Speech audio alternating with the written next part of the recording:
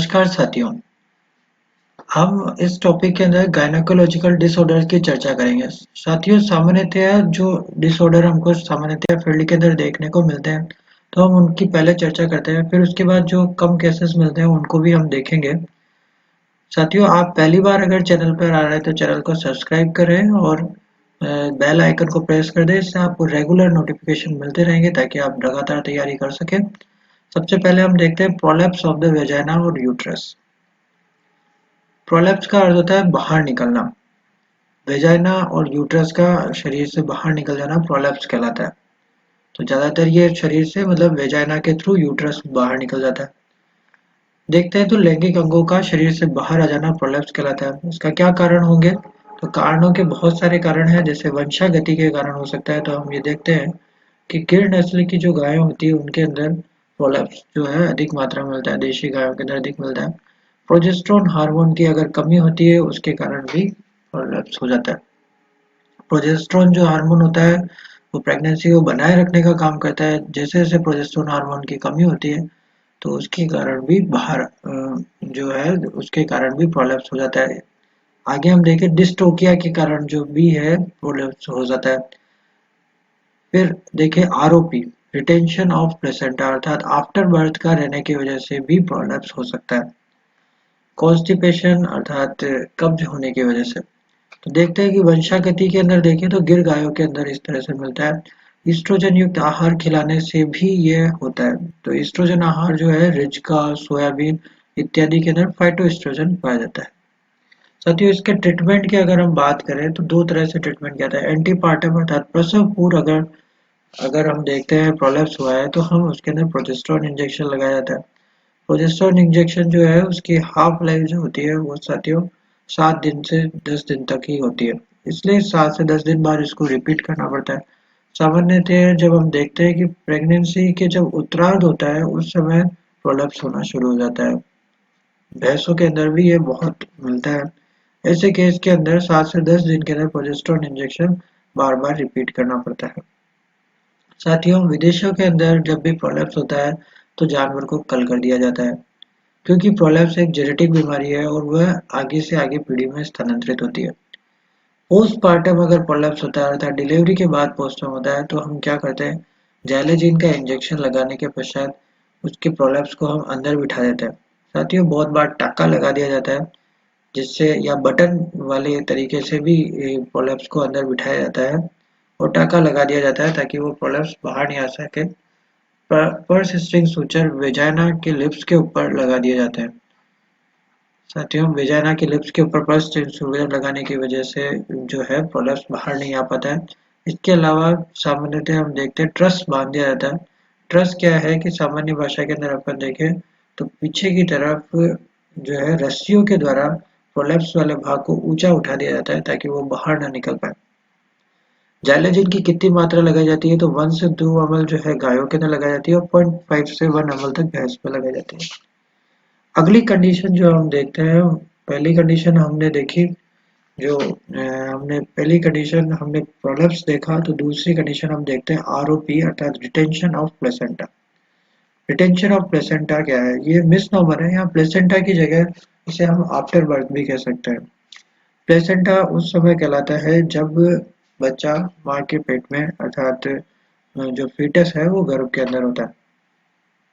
जब फीटस गर्भ से बाहर निकल जाता है तो प्लेसेंटा आफ्टर बर्थ कहलाता है। आफ्टर बर्थ 12 घंटे के बाद भी अगर बाहर ना निकले अर्थात जब स्टेज थर्ड होती है जिसके अंदर आफ्टर बर्थ को बाहर निकलना होता है और उस वक्त तक अगर ये बाहर ना निकले तो इसे हम रिटेंशन ऑफ प्लेसेंटा कहते हैं। और इस केस के अंदर हम क्या करते हैं कि इसके जो कारण हम अगर देखते हैं तो क्या कारण हो सकते हैं, या तो अबॉर्शन हुआ हो या डिस्टोकिया हो यानी डिफिकल्ट पार्चुरेशन हुआ हो, प्री मैच्योर डिलीवरी हो, हार्मोन की कमी हो जैसे ऑक्सीटोसिन हार्मोन या एस्ट्रोजन हार्मोन की कमी हो, जैसे प्री मैच्योर डिलीवरी है जिसको हम कहते हैं कच्ची जड़ का होना। ऐसे वक्त के अंदर जो है आरओपी के वक्त में प्लेसेंटा बाहर नहीं निकल पाता। मिनरल्स या लवणों की कमी होती है जैसे कैल्शियम, फास्फोरस इत्यादि की कमी है। विभिन्न प्रकार की बीमारियां जैसे ब्रुसेलोसिस, ट्राइकोमोनियासिस, विब्रियोसिस इत्यादि के अंदर हम देखते हैं अबॉर्शन हो जाता है और इस केस के अंदर भी आरओपी कंडीशन मिलती है अर्थात प्लेसेंटा बाहर नहीं निकल पाता। तो इंजेक्शन के रूप के अंदर इसके अंदर ऑक्सीटोसिन इंजेक्शन लगाते हैं ताकि वो कॉन्ट्रैक्शन शुरू करता है, लेकिन ये प्रसव के 12 घंटे के भीतर भीतर ही कार्य करता है। इसके अलावा मिथाइल एर्गोटोमेट्रिन इंजेक्शन काम में लिया जाता है। इस बाजार में ये यूट्रीसेफ के नाम से मिलता है। मिथाइल एर्गोटोमेट्रिन इर्गट प्रिपरेशन होती है जो कि कॉन्ट्रैक्शन करने का काम करता है, इसके साथ में ये ब्लीडिंग को भी रोकता है। इसके अलावा मार्केट के अंदर आयुर्वेदिक प्रिपरेशन आती है जैसे यूट्रोटोन इत्यादि, जो कि गर्भाशय की टोनिसिटी को इंक्रीज करती है। साथियों, अब 3 कंडीशन को हम एक साथ देखते हैं और उनका तुलनात्मक रूप से अध्ययन भी करते हैं। सबसे पहले हम देखते हैं मेट्राइटिस, और दूसरा एंडोमेट्राइटिस, और तीसरा पायोमेट्रा। मेट्राइटिस क्या है? Inflammation of uterus wall. मेट्रम मतलब होता है यूट्रस और उसका इन्फ्लामेशन होता है तो आइटिस लगा दिया जाता है, अर्थात यूट्रस का इन्फ्लामेशन होना, यूट्रस की वॉल का इन्फ्लामेशन होना मेट्राइटिस कहलाता है। एंडोमेट्राइटिस क्या है? यूट्रस की एंडोमेट्रियम परत का जो है इन्फ्लामेशन होना, यूट्रस की एंडोमेट्रियम यानी जो आंतरिक परत है उसका इन्फ्लामेशन होना एंडोमेट्राइटिस कहलाता है। और तीसरा कंडीशन जो हम देखते हैं पायोमेट्रा। पायो मतलब होता है पस, मेट्रा मतलब गर्भाशय, गर्भाशय के अंदर पस भर जाना। साथियों, तीनों कंडीशंस के अंदर हम एक देखते हैं तो एंडोमेट्राइटिस में एंडोमेट्रियम का ही इन्फ्लामेशन होता है, मायोमेट्रियम और एक्सोमेट्रियम का नहीं होता। पायोमेट्रा के अंदर हम देखते हैं कि यूट्रस में पस भर जाता है। तो इसके कारण क्या हो सकते हैं? बैक्टीरियल हो सकता है और प्रोटोजोअल कारण से पस भर सकता है। इसके अलावा डिस्टोकिया होने के कारण कष्टपद प्रसव हुआ है तो ऐसी कंडीशन में हो सकता है कि उसके अंदर इन्फेक्शन हो जाए। आरओपी, टेंशन ऑफ प्लेसेंटा होने के कारण भी प्लेसेंटा के सड़ने के कारण जो है मेट्राइटिस या पायोमेट्रा हो सकता है। आगे हम देखें इन्वोल्यूशन पूरा न होना, अर्थात डिलीवरी होने के पश्चात हम देखते हैं कि इन्वोल्यूशन पूरा नहीं होता, गर्भाशय पूर्ण रूप से सिकुड़ता नहीं है, तो ऐसे वक्त के अंदर भी मेट्राइटिस पायोमेट्रा हो जाता है। तो लक्षण अगर हम देखें कि यूट्रस में पायोमेट्रा कंडीशन में क्या होगा, यूट्रस के अंदर पस मिलेगा और जो मुख होगा अर्थात जो ओस होता है सर्विक्स का मुंह जो होगा वो बंद मिलता है। ऐसे केस के अंदर पस बाहर नहीं निकल पाता और इसके अंदर हाई बॉडी टेम्परेचर रहता है, चूंकि इन्फेक्शन है तो बॉडी टेम्परेचर हाई रहेगा। और रेक्टल पाल्पेशन हम करते हैं तो यूट्रस हमें सूजा मिलता है तो हमें सूडो प्रेगनेंसी जैसा महसूस होता है, यूट्रस में सूजन मिलती है। ऐसी कंडीशन के अंदर मिल्क प्रोडक्शन जो होता है वो जानवर का कम हो जाता है क्योंकि जानवर के अंदर टेम्परेचर रहता है, जानवर को बुखार रहता है और जानवर के अंदर दर्द होने के कारण वो हमेशा पूंछ को ऊपर रखता है। जानवर को चलने में दिक्कत आती है क्योंकि इन्फेक्शन होने की वजह से जानवर को चलने में दिक्कत आती है और लैमनेस भी आ जाती है। इसके अंदर हम देखते हैं कि सीएल भी परसिस्टेंट हो जाती है, सीएल स्थायी हो जाती है। ऐसे केस के अंदर सीएल स्थायी होने के कारण ही उसकी ओस बंद हो जाती है, ओस बंद होने के कारण पस बाहर नहीं निकल पाता। तो ट्रीटमेंट हम क्या करें? ट्रीटमेंट करने के लिए हम क्या करेंगे कि हम या तो हम हाथ से पस बाहर निकालें, लेकिन ये भी मुश्किल रहता है क्योंकि ओस बंद रहती है। तो सबसे पहला जो हमें इंजेक्शन लगाया जाता है वो पीजी अप टू अल्फा का इंजेक्शन लगाया जाता है। पहले दिन पीजी अप टू अल्फा का इंजेक्शन लगाया जाता है। पीजी अप टू अल्फा के इंजेक्शन लगने के पश्चात हम देखते हैं कि ओस खुल जाती है और पस बाहर निकलना शुरू हो जाता है और जानवर के अंदर कॉन्ट्रैक्शन बढ़ जाते हैं।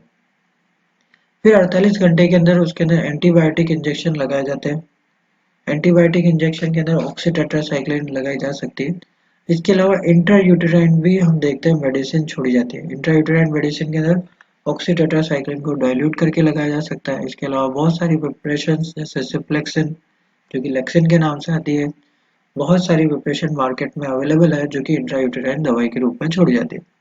तीसरे दिन और चौथे दिन हम देखते हैं कि हम फ्लूनेक्सिन इंजेक्शन लगाया जाता है। फ्लूनेक्सिन जो है वो एक प्रकार का strong non steroidal anti inflammatory drug है जो कि गर्भाशय को सिकोड़ने का काम करता है और गर्भाशय की सूजन को समाप्त करता है।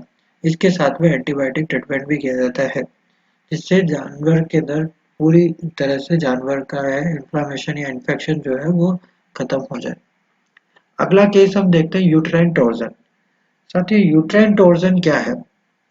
यूट्राइन टॉर्जन के अंदर हम देखते हैं कि पशु के उछलने या कूदने की वजह से या बच्चे के बड़े हो जाने की वजह से हम देखते हैं कि बहुत बार उसका टॉर्जन आ जाता है।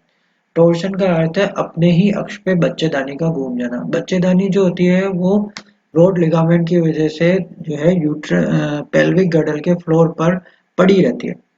बच्चेदानी अगर घूम जाएगी तो उसका सर्विक्स का मुंह बंद हो जाएगा, और सर्विक्स का मुंह बंद हो जाने की वजह से उसका प्रसव नहीं हो सकता। क्योंकि बच्चेदानी के घूमने की वजह से प्रसव नहीं हो पाएगा, तो इसका इलाज क्या करें हम? अगर जानवर को बच्चेदानी को उसी कंडीशन के अंदर रखा जाए और जानवर को उसी कंडीशन के अंदर घुमा दिया जाए, जिस डायरेक्शन के अंदर बच्चेदानी घूमी है, उसी डायरेक्शन के अंदर अगर जानवर को घुमा दिया जाए और बच्चेदानी को उसी पोजीशन में रखते हुए जानवर को घुमा दिया जाए, तो वह ट्विस्ट उसका खुल जाएगा। इसलिए इलाज के रूप में हम क्या करते हैं कि rolling of the animal in the direction of twist. जिस ट्विस्ट के अंदर जो है बच्चेदानी जो है घूमी है, अर्थात जो यूट्रस है, जिस जिस डायरेक्शन के अंदर घूम गया है, उसी डायरेक्शन के अंदर जानवर को घुमा दिया जाता है।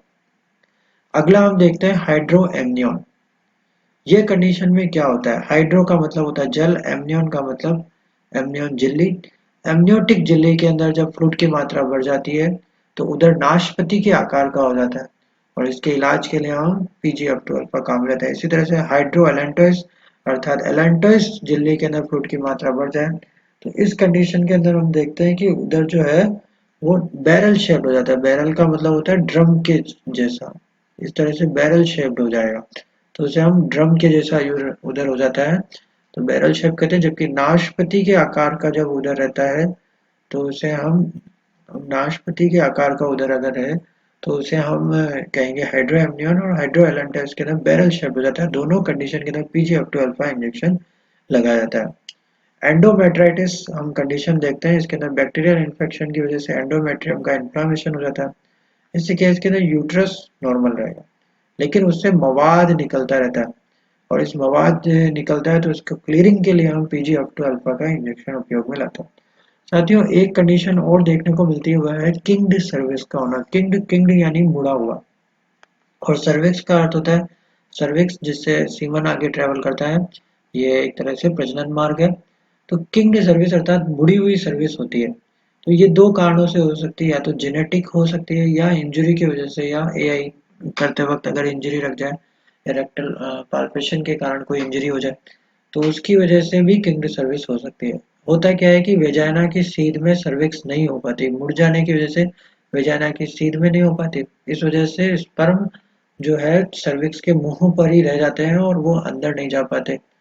तो इसके लिए जो इलाज के लिए हम क्या करते हैं कि एआई से 4 घंटे पहले हम एपिडोसिन का इंजेक्शन लगाते हैं। एपिडोसिन जो होता है उसके अंदर जो साल्ट होता है वो होता है वेल्थेमेट ब्रोमाइड।